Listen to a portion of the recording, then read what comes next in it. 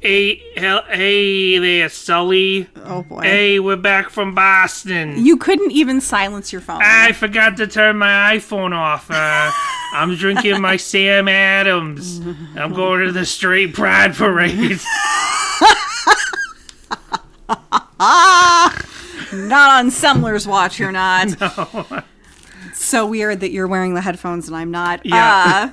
Hello, everyone, and welcome to a special report. Boop, boop, boop, boop, boop, boop, boop. From Sadie Hawkins' pod. Yep, so I don't think it's been a full week since the show. No. Right? No, it's Saturday. Nope. We're Yeah. home. We got home to Los Angeles less than 12 no, more than 12 hours ago. We've been here less than a day. Yes, yeah. We less than 24, more than 12, somewhere in there. We got here about we got in at like 1:30 a.m. last night. Yeah, we got in at we got through our door at 1:30 a.m. last night. Now it's Saturday, and it's time to talk about the Boston show. When we left the show, one thing is that when we left the show, we were like, okay, this time we're going to be good and get our episode about the concert out right away. So we're going to record it right here on our iPhone. And we did, on my iPhone, we recorded it right away. And then we were like, it sounds really bad. Yeah. So we're like, we'll wait till we get home. A lot of road noise. A lot of road noise, a lot of car noise.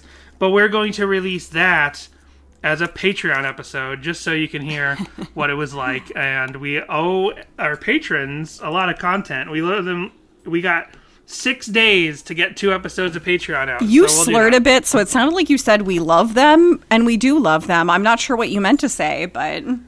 I don't even know what I said wrong, so whatever. Anyway. Man, it is a testament to how many people really hate the Patriots and Boston sports in general due to the lack of engagement with that photo that I tweeted out, and you quote tweeted it from the podcast of the Patriots Hall of Fame Museum. I posted it out of context, like, look at how ridiculous this is, and, like, only Danny liked it. Like, I posted it as a goof, but man, no one was into it. As from the podcast Twitter account, I was like, oh, maybe we're going to not go to the concert and go to this instead, the Patriots Hall of Fame, and not a single person liked the tweet. No one even perceived, even if it was perceived as irony, no one decided to engage. But then I did tweet, funny how, basically what you just said, I tweeted at the time. Quote tweeted myself, and that got engagement. We met Eric Towney Townsend. That's right. And guess what? What? He is not an inflatable Patriots player. Regardless of what his Twitter icon would lead you to believe. I don't think I've ever looked at Eric's Twitter icon. Hold on. I know that when we met him, I was like, you're a patron, right? And I was like, yeah, he is, Danny. Oh, yeah, okay. I've never looked at his Twitter. You've never looked at his Twitter before? It's like a front lawn inflatable decoration of a Patriots player. No, I've never looked at... Jessica, there's so many people on, and this is the problem that I had when I was like, because at the moment, I'm like, he's Towney Townsend, because that's his Twitter name. But then I was like, but no, it's Eric. And I didn't, so I had to ask him, you're on our Patreon, I don't right? know why you had to say Eric, like in the most Boston-y way possible. Eric. Eric. It's nice to meet you, Eric. I'm U.S. President Donald Ford Kennedy. What? Colloquially known as JFK. Good Lord. John F. Kennedy.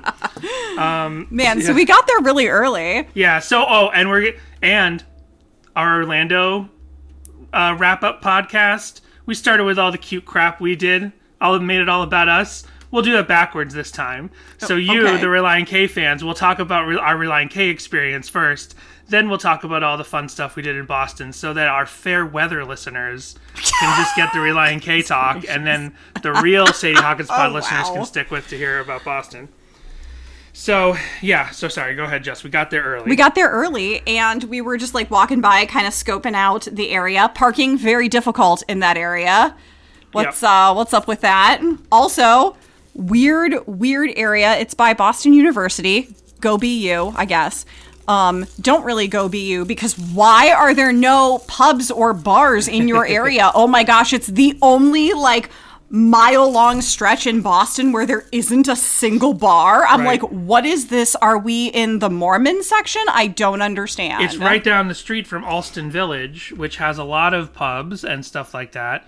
But Danny's like, maybe because there's a school here. And I'm like, when have you ever known a school that doesn't have a bar near campus? It makes no sense. So obviously there's a bar in the Paradise Rock Club, but they weren't open. And then, so there was one bar. It was a tequila bar, Mexican food place. Couple blocks away. Sunset Cantina. Sunset Cantina. That's so right. we found that. And they did have whiskey, because I don't even like tequila. Yeah. Yeah, we just wanted to pregame, and there was nothing in Walkington. So once we found the parking, we're like, well, we're not going to go move the car now. And we made sure to get there early because, as we learned from the crazy long line in Orlando, we were like, oh man, we better get here early, scope it out.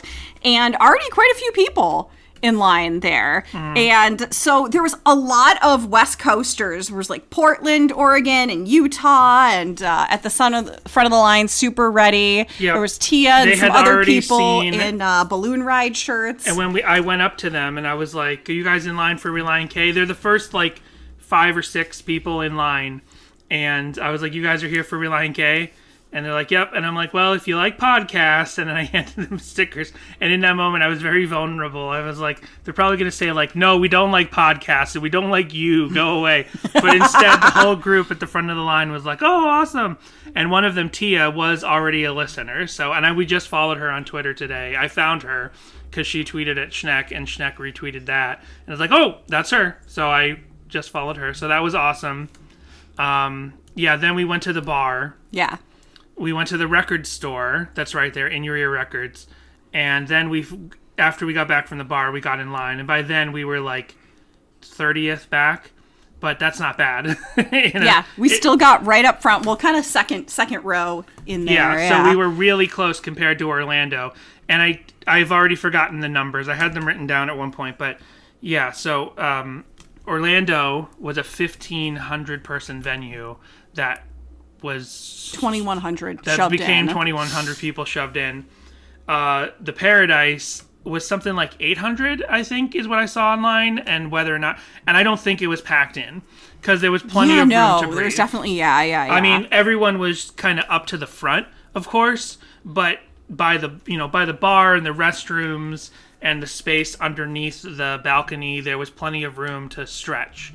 So it was a lot, and my comparison that I came up with is if we were all packed in like sardines in Orlando, we were all packed in like Chips Ahoy cookies at the Paradise, because chip cookies in a nice little pouch package. They're all up against each other, but they got little wiggle room there. The dividers, has the little dividers in there, yeah. At least, I don't know. Is that how Chips Ahoy works? I don't know. I feel like I've only ever had them when they are like the airplane. The only airplane cookie you get, so they're in those little tiny packages all squished together, but... All this cookie talk made me bite into a Kit Kat. Huge response to Semler's VeggieTale bit in Boston. Huge. Right. Way bigger than Orlando. And, Boston also had a massive response to Lock-ins and a massive response to that song. And I'm like, are Lock-ins more of like a Massachusetts, New England-y, out there kind of youth group thing? Because we definitely never did them in any of my youth groups. Right. I don't know. They were definitely a national phenomenon. Like, I think everyone's heard of the concept, but maybe they were just a little bit bigger in Boston. I think I only ever did 2 lock-ins at 2 different youth groups. Never did a lock-in twice at the same youth group. But I was not familiar with them until middle school, high school times. The only time I've ever done something like a lock-in was with Girl Scouts, and we did like zoo lock-ins. Did you ever do that with elementary school, or you were in Boy Scouts for like a hot minute? You ever do anything like that? No, not an overnight thing like that, no. Yeah, like where you're, because a lot of animals are like nocturnal, so it's fun, you get to see whatever. I remember one we did was like in the owlarium, I don't know, wherever you keep owls, and we like dissected owl pellets and stuff beforehand, and it was like a whole thing. Maybe another time was with reptiles or something, I can't really remember, but yeah, we did a couple couple of those little overnight things in like Girl Scouts. Well, Semler also called out Jessica's, which I understand. Right. Most popular girl name of the mid '80s, I think. well, I don't have Semler's song titles memorized. What's the name of that song about going out for coffee with someone who's praying for you and this is hard for her? Right. I also don't have the song titles memorized, but yeah, going out for coffee. 1 second. Wanna Grab Coffee. The song's called, so when Semler was about to play the song Wanna Grab Coffee, and it's about like a pious Christian friend calling you up and like, let's grab coffee, and then the whole thing was just a ruse to talk to you about how you're going to hell. And yeah, she decided in the lead up to that song, Semler decided to say like, Jessica's are always calling you up and saying, I was like, well, when Semler was on our show, you weren't there. Jessica wasn't there that day, so she might at the least not remember that you were a Jessica. I'm sure not. Anyways, I totally get it though. Tiffany's might be a more apt choice, or Courtney's, or Stephanie's. I'm sure, though, I'm really happy, though, that Jessica didn't become the Karen name. Because it really was, Give it a few years now, I'm scared. It could have been, like, the name Karen could have ended up being any sort of name. And Jessica, unfortunately, is a name of that sort of generation. How dare you? No, it's not. Jessica's not a boomer name or, like, a Gen X name. But the thing is, like... It's a very millennial name. I don't think that the Karen thing is specifically boomer, Gen X, or... millennial. I think it's a classic kind of a name. It's a cross. I think the Karen concept is a cross generational concept. Although I'm sure, like, I was just about to say they should call it whatever the lady's name was from John and Kate Plus 8, and I'm like, good Lord, Jessica, Kate, it's in the title. You like fought the title, and then we're like, what was that lady's name again? Was she the 8? Because she has that haircut. That's like the classic Karen haircut. Right. So, so the overall response to Semler was, and this has something to do with what I guess we'll touch on in a little bit. The crowd was different at both places, although I would not say that there was any different energy. It was just a different way of taking it in, and a different type of high energy from both crowds. And so the crowd was overall seemed more receptive to Semler for being Boston. And, like the crowd was huge in Orlando. So, by population, I keep using these statistical words because I'm in my statistics class right now. But the population of Orlando, like, sure, the people who are happy to see Semler were loud. And, the people who are not happy to see Semler were quiet. But there was no... not us being standing next to someone who clearly didn't like what Semler was about. We didn't see any of that in Boston. No, it definitely was just like a really great energy from the crowd. And it really felt like Semler had a lot of fun with her Boston set. Mm-hmm. For sure. Like it did. I know what you mean. It was like each crowd had a great energy, but like their own. And it was definitely, it was a lot more, maybe more intimate because it was a smaller venue in Boston where it was like you could really pick up on the vibes. Maybe, and I felt this way with Relient K as well. So maybe they could just see the crowd better. Right. Or something. So maybe that had a little something to do with it. I mean, it was such a big theater in Orlando. It's technically a club, but it really was a theater. And it was big, and like they brought the energy needed to fill the space of a theater, and they had basically the same energy, but with a more intimate like interaction with the crowd. And every single member of the crowd in Orlando was moving and dancing and bouncing. Right, this giant 2,000 people, 2,100 people, all moving inside the House of Blues Orlando. I don't know if we could really tell what was going on in the Boston show because we were right up at the front, so everything was happening behind us. I kept looking back. Oh, okay. And everyone was watching. Everyone was involved. There was no one too cool for school. And the energy that they brought and the excitement in the crowd in Boston matched the excitement in Orlando. I'm sure I was the only one who was too cool for school in Boston because after we got to the show, when we actually got to the bar and sat down, I went, I forgot my glasses. The only glasses I have are my prescription sunglasses. And so I totally wore my prescription sunglasses through both Semler and Relient K sets, and I felt like such a jerk doing it, but I was like, I just really want to be able to see and enjoy this, and I felt so weird wearing sunglasses. I was like, I hope no one takes offense to this. It wasn't your fault. The future was just so bright. You had to wear shades. Exactly. So Jessica's in this dark rock club with the sunglasses, and I'm like, well, nobody knows. First of all, like, I don't think anyone in the band or on stage or around us specifically was like, that's Sadie Hawkins' pod. I think we were just people. Why would they? They wouldn't. So I'm saying there's no weight of, like, anyone knowing who you are specifically. So if they just see a lady in sunglasses, they don't know if you have, like, eye problems or you had surgery or you had those eye drops where they look for glaucoma and then your eyes are, like, they dilate my eyes. They dilate your eyes. Usually only have to wear those giant granny sunglasses for like an hour or two after. Plus we were in the second row, so maybe you have like you don't, but I'm saying maybe someone could have thought, oh, maybe she has some sort of epilepsy or something and she has to wear those glasses up front.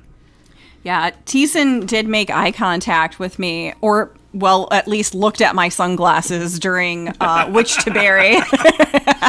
What's her problem? It could be. And I was like, oh, this is so exciting. Then I was like, he probably is like, what's up with this weird chick in the front row with the sunglasses on? So the set list was exactly the same as Orlando with only one change. Right. Exactly the same set list, which I was a little disappointed with. I wanted some variation. But, I mean, I was just excited to be seeing Relient K that up close and personal that I was like, this is amazing. I'm here for it. They could have played exactly the same things. They could have done the same stage banter for all I care. I was just excited to be there. So the set list just to repeat it, this is literally the same set list, and I'll tell you where the change was. It was Who I Am Hits Who I've Been, High of 75, Bummin', Mountaintop, Which to Bury, Forget and Not Slow Down, Sahara, Flare into Candlelight, Savannah, God, I Don't Need a Soul, Prodigal, Sadie Hawkins Dance, Chapstick, Must Have Done Something Right, This Week the Trend, and One I'm Waiting For. And then the encore was Devastation and Reform, and then Empty House, which was not played in Orlando, and then Be My Escape. And I remember thinking at the Orlando show that I was disappointed that we didn't hear Empty House or Don't Blink. Right. And we still didn't get Don't Blink, but at least we got Empty House. And we've not done the Empty House episode yet, but Jessica does not like that song. I'm just outing you on this. Spoiler warning. Jessica does not like that song on the album, but it was great live. Yeah, absolutely, 100%. Without all of the auto-tune on the vocals, very much so enjoyed it. And it was a nice breakup for the encore to be Devastation and Reform. Is that what it was? I just read it out loud, but I already forgot. Yeah. For it to be Devastation and Reform, which is like one of their big, heavier rocking songs, and then directly into their biggest song, Be My Escape, to sort of like slow it down for one last second to build the anticipation for Be My Escape, Empty House is a great like palate cleanser. Like, we're getting to the end of the thing here.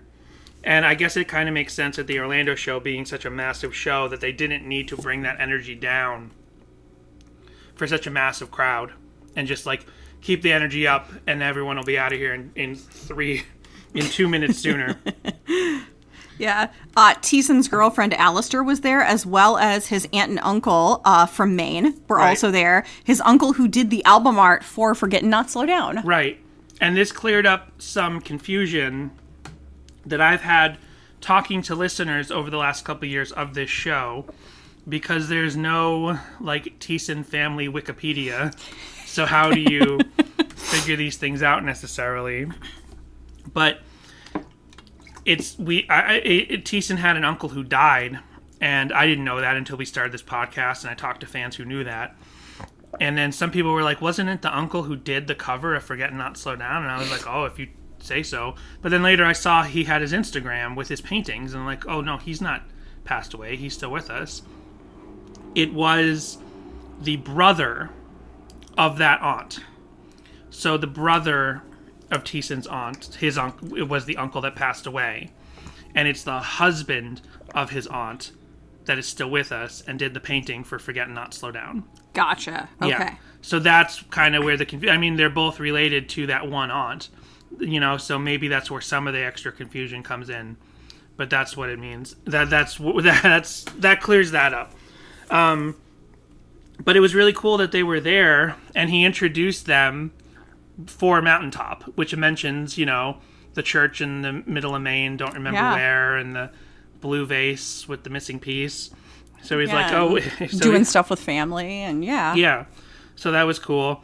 And there was one little moment where, and I have their names now, when we did the car version of this episode, I did not know who it was, and I got the facts wrong. So I get to get this correct if I can find it. Some people wore shirts of the balloon ride lyrics, who were right up front. And Thiessen was like, "What's that shirt say?" Here it is. Oh, Tia. Yeah. The Tia. Tia. I mentioned that a few minutes ago. Hi, Jess. Nice to meet you. It's always nice. I'm just waking up from a blackout, and I'm like, what happened in the last few minutes? Gosh. I'm sorry. I get distracted. What can I say? Cool. I get it. I wasn't even looking at my phone. I was looking at my Kit Kat that's sitting here on the table. You would be shocked to find out which one of us has ADHD and which one doesn't. I probably have. You probably do. I was diagnosed as a kid with ADD, for sure. And I don't think it was just one of those, like, just label it ADD. Like we talked about in the prescription drugs, look what good that did episode. Right. I think I had a real ADD. Well, one of us has received help for their ADHD over the years, and the other hasn't. I received help for it when I was a kid. I had medications for it, but I didn't stick with them. Sorry. Anyway, did you mention... Not just medicine. There's other stuff, too. Did you just mention Tia was wearing the shirts, or did you mention what came of them wearing the shirts? I did not mention what came of That's what I was building to. So because Tia and her friend were wearing the balloon ride shirts, Thiessen was like, "What's your shirt say?" And he's like, "Oh, balloon ride." And then Thiessen played just a couple of strums of the opening chords, of the opening chord of Balloon Ride. And not more than that, but it was like, we got a microsecond of a first album song. And then they went into a story that we didn't have our cameras ready. We didn't have our phones ready to capture that. So hopefully someone out there caught that. Daniel said it's apparently the same chord as the opening of Don't Blink. But it was clearly, like the strumming or whatever, it was clearly he was doing Balloon Ride. And they didn't play Don't Blink. But, so then the story was, Thiessen looks over at Hoops and says, well, Hoops sang lead on that song, which was something we did come up with in the episode. We didn't have definitive proof at the time. But we were like, this isn't Thiessen singing. Right. So we were like, I guess it's Hoops or something. And then they talked, and then Hoops said, when we were kids, Thiessen played this song at church, Balloon Ride, and I thought, I want to be in a band with that guy. And then Thiessen was like, well, weren't we already in a band by then? And Hoops was like, no, I don't. Were we? You kind of weren't sure if Thiessen had written the song and played it at church. Right. Or if the two of them were technically already what became Relient K. They weren't sure of the timeline on that. But that was a really cool little anecdote to think that whether or not Relient K was, the nascent version of Relient K was formed yet, that Thiessen played an original song at church once called Balloon Ride well before. Yeah. I mean, they would have had to have been years before the album came out. Right. That's great. That was great. That's the only thing we got like that in terms of other places on the tour where, they played like a second, like they played, they all sang together on Pirates Who Don't Do Anything and stuff like that. Right. Yeah, did not do Pirates Who Don't Do Anything in Boston, where it mentions Boston, or any Jefferson Airplane. That's right. We should have been campaigning. I'm opening a patch. What are you doing now? There's so much stuff on the table. We've been unpacking and cleaning house all day, so there's so much stuff on the table. Yeah, we should have been campaigning for some Jefferson Airplane. Yeah.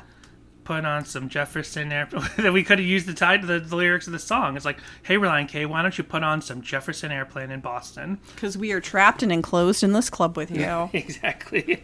With our masks on. We were some of the only one with masks on. Yep. And there's multiple pictures out there on Ethan. You can tell we're the ones in the masks, and me in sunglasses. And me, the real tall guy up front. Right. You weren't the only one. There were a lot of real tall guys up front. Oh, and so that just made me think of this. So I had texted Schneck earlier in the day, and he finally texted back right when we were walking through the door. Right when we were walking through the door, and he's like, "Hey, sorry I didn't see this." At 7:00, the doors were at 7. He's like, "Sorry I didn't see this. I've been asleep all day. I've been sick. I don't have COVID, but I've been sleeping all day." And I'm like, "That's fine. Totally understand. Like, we're just glad to be here or whatever. You know, it's totally fine." And he's like, "Hopefully we'll meet up after the show." And so he was like sick. He had like, we did meet up with him later, but when he was on stage, his energy was not gone. Like, he brought it, but I could kind of tell he had this glaze on his face when the show started. What? He still rocked it. I said that first. I validated it first. He brought the energy, but I could tell like when he started, he was just kind of like, just like, I'm a little sick and sweaty. And so later it turned out it's just like when you're on the road and recycled air and all the travel, he just kind of got like a sinus thing. Yeah, it happens. I've been sneezing all day, and I definitely took a COVID test, which came back negative. And yeah, it happens when you travel. So we were on the side of the stage right in front of Hoops.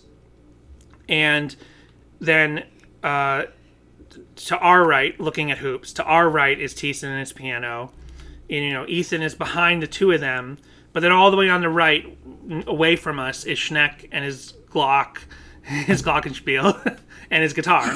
So we thank you for anyone who never heard us. They call it the glockenspiel, the Glock, and I just want to make sure everyone listening knows that's what that's reference to. So Schneck didn't see us. He couldn't see us for almost the whole show, and he didn't come over to Thiessen's side of the stage because it was a smaller stage, unlike Orlando, where Schneck and Ethan were kind of constantly moving back and forth. Yeah. Schneck kind of stayed in his spot most of the show. And he finally came over. I don't remember what song. Let me look it up. It's some... get out of here. Be My Escape? No, I guess it wasn't Be My Escape. That's what you're humming. It's a song... I know, but it's a song with a lot of go left, go right. With the way, you know, like, put your hands up. Put your hands up. Wave your hands. That kind of thing when they were doing that. That's my favorite Relient K song. Put your hands up. Put your hands up. Up. Put your hands up. So maybe it was... Is that part of Silly Shoes? Yeah, maybe. So maybe it was Be My Escape, but I didn't think it was the last song. Well, very much towards the end of the show, Schneck comes over to our side of the stage to get the crowd to put their arms up and go left, go right, go left, go right. And then he sees me, and he's like, "Hey!" Nice. And I'm like, "Hey!" And Jessica missed it because she was taking other pictures. So, and then, okay. Probably, like, desperately trying to get my phone to take a picture of Schneck when he's, like, right in front of us, right. Most likely. And then, so, skipping ahead a bit, when the show ends, we go outside, and we're waiting outside in really cold weather. It was 37. I've texted with Schneck, and he's in there, and he'll be out, you know, soon. And so we were out there for a while, probably like an hour, waiting for him to come out. And when he did, it was great. We saw him, and he explained how, you know, why he was sick. And we talked about Donnie Darko. We talked about comic book stores. Yeah. Because I talked about what we were up to in Boston. We did some DC talk. Not that kind of DC talk, DC comic talk. I never thought of that. We could do a podcast called DC Talk. Sure, someone's done that. DC Comics Talk. And what was my point of mentioning he came outside to talk to us? I don't. He was very kind. He was not feeling well, and he still stopped by. Because like John Schneck is the nicest person ever. And we got the picture with him that we posted. But I remember now. He said how he was looking for us on his side of the stage, and he couldn't find us. And then he was like, "Oh, I guess they're not here. I thought they were here." And then it wasn't until all the way towards the end of the set when he came to our side of the stage. He's like, "There you are."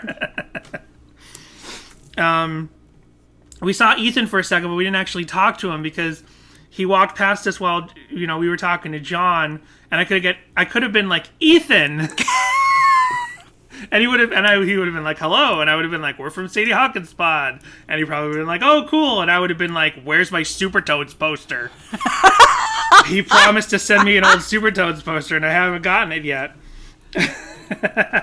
I don't know if that was in Danny the episode. just breaks his knees.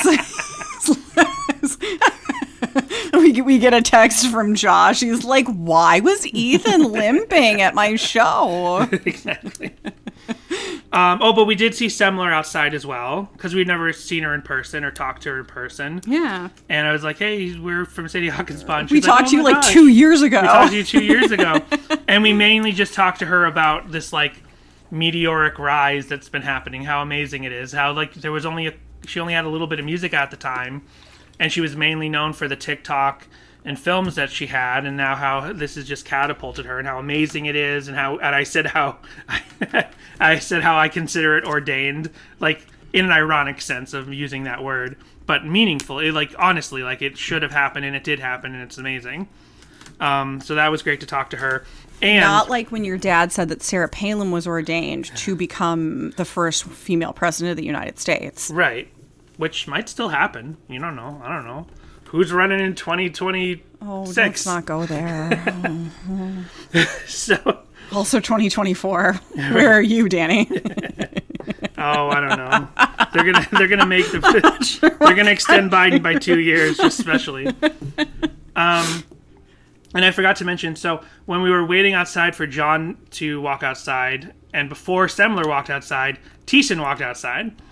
But he, and you know, their bus was right in the front of the club the whole night. So only a couple of people actually stayed around, like at the same place we did, by their bus. And one person had a record, an Anatomy of Tongue-in-Cheek vinyl. And so when Thiessen came outside, like, I was like, I don't want to try to interject and ruin the chances of this person getting their record signed. Right. So we didn't really talk to Thiessen, but we're like, there he is, cool. Yeah. And then he clearly had plans because he went out to the bus to change. He went back and forth a couple times. Yeah. And then I'm sure he was going to see family and stuff. Right, and then he afterwards. left and he walked down the street. Yeah. Like, he was the only one who, like, left the bus and walked down the street, which I know, like... He, like, kicked a mask out of the way, jumped up, clicked his heels together. He literally jumped up and clicked his heels together. But he was in a rush because also... when the person who went up and said, will you please sign my record, he was like, I gotta go or something. You know, like, he was clearly, but then he was still gracious with that person. So that's especially why we didn't want to interject, because we could tell something, he was busy. So, and I'm guessing, complete guess, but he was probably meeting his family down the street for something. Complete guess, because then he got dressed and he walked down the street. So that was the saga of us outside the club after the show. Now, Jessica. Yes. You overheard something in the merch line after the show. And I thought we were waiting to talk about this on the main episode. We'll do it both. Okay. Jessica, if you've made it this far right. or even bothered to listen to this. So we didn't get in the merch line right away because we had done that in Orlando. And we're like, well, whatever we're going to get, we can wait till after the show. So we get in the line. And we're like, okay, let's be smart just in case they start kicking people out. You better go to the bathroom now. Jessica goes to the bathroom and comes back in line. Okay, now I'm going to go to the bathroom and I'll be back before they start, you know. Because oh my gosh, by the way, in the bathroom there, I didn't mention this to you yet. There were two very drunk girls in there, half-heartedly singing Sadie Hawkins dance. It was amazing. That's great.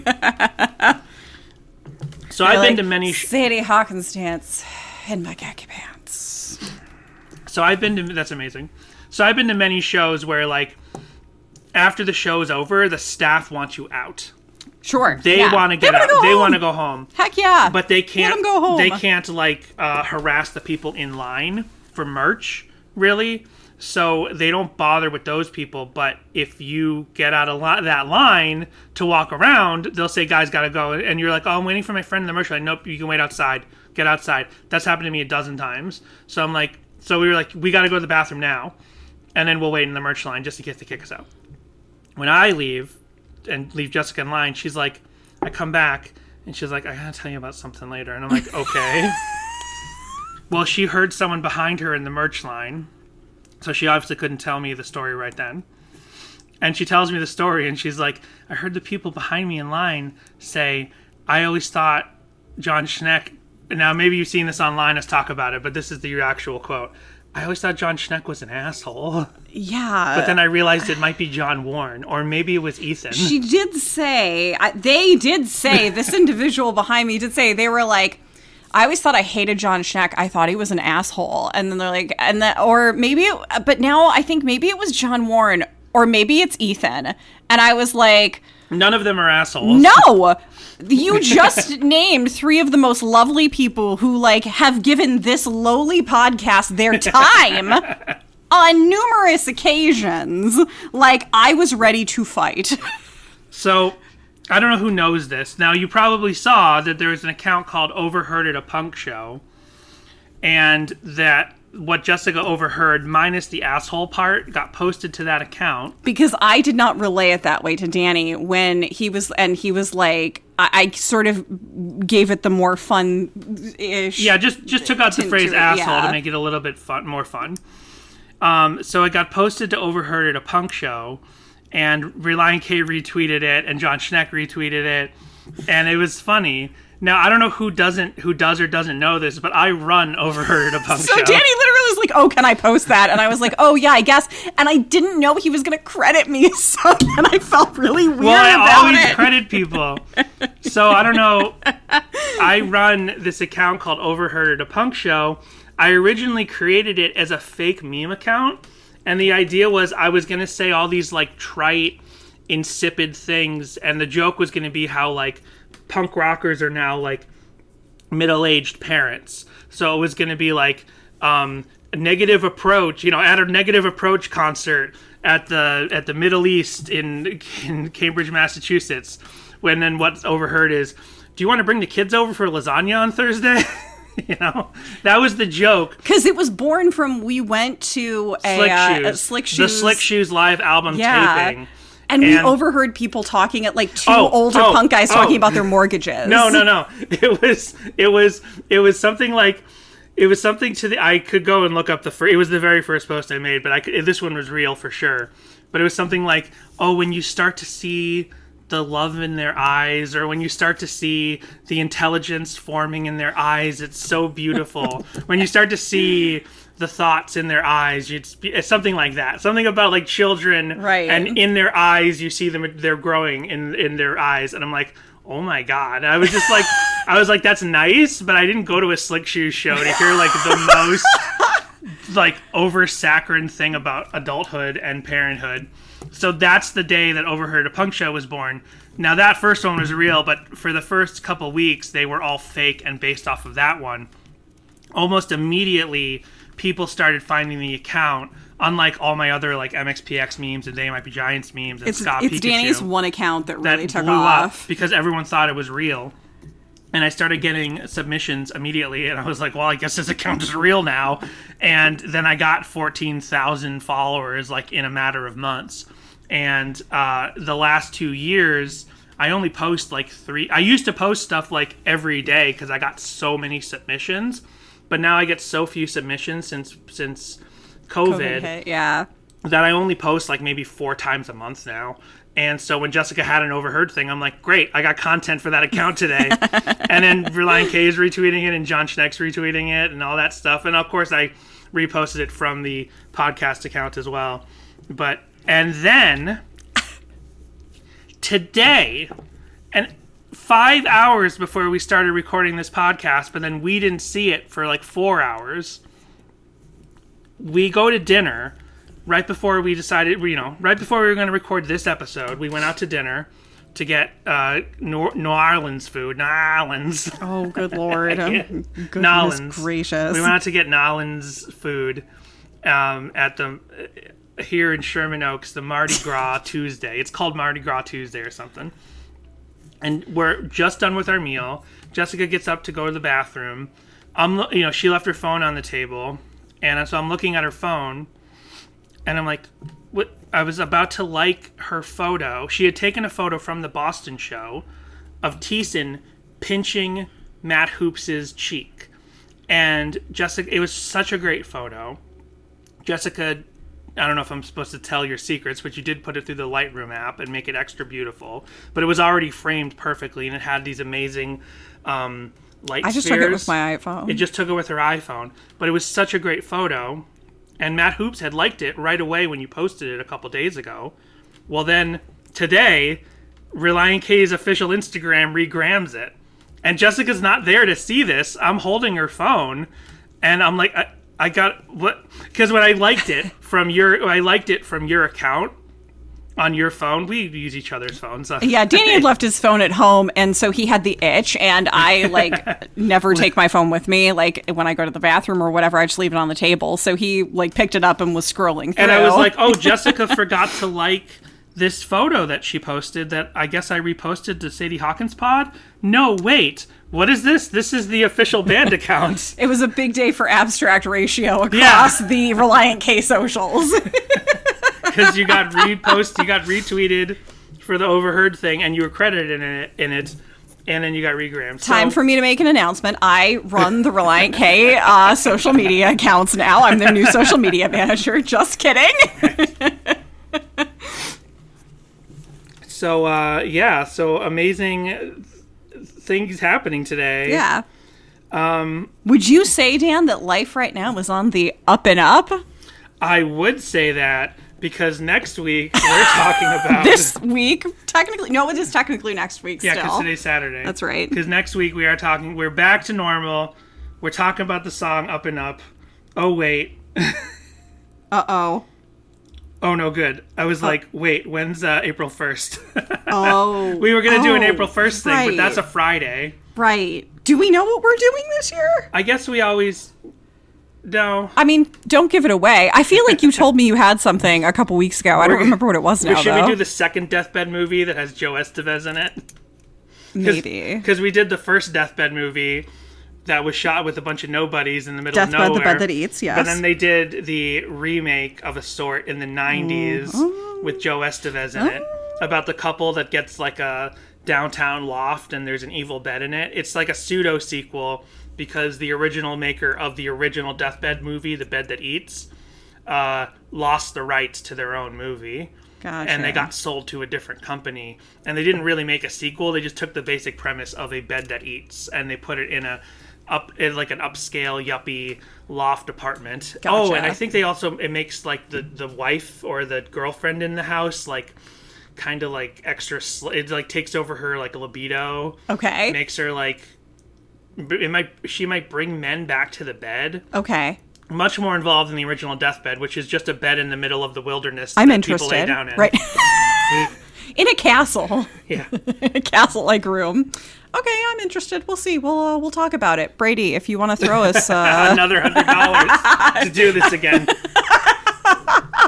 Those are the only two Deathbed movies. I mean, there's another movie called Deathbed, but I don't think it has anything to do with... We'll film a new Deathbed movie. Yeah. Well, if we get $100,000 from Brady, we'll make Deathbed 3.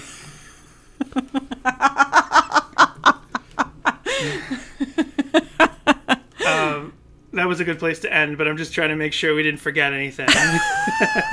So yeah, the next song we're doing is Up and Up. So call us with your tour stories, not your toy stories, but your tour stories. Call us with your thoughts on Up and Up. And part of the reason I want to do Up and Up is because Sonic 2 is coming out, the movie, soon. And I swear, part of Up and Up sounds like the music. Best Friend Tales, that song. It sounds like music from Sonic 3. I think he has a new one for the new one, maybe. There is a new one, yeah. Yeah. It's Kid Cudi this time. Was Kid Cudi in the first one? I don't remember. I think the first one was Wiz Khalifa. Oh, okay. And this one's Kid Cudi. Gotcha. Yeah, we should do an episode. That's gonna be our April. Our April Fool should just be for that. What is the tie-in? Song. I don't know. Sonic 2 is coming out. That's not a good enough Relient K tie-in.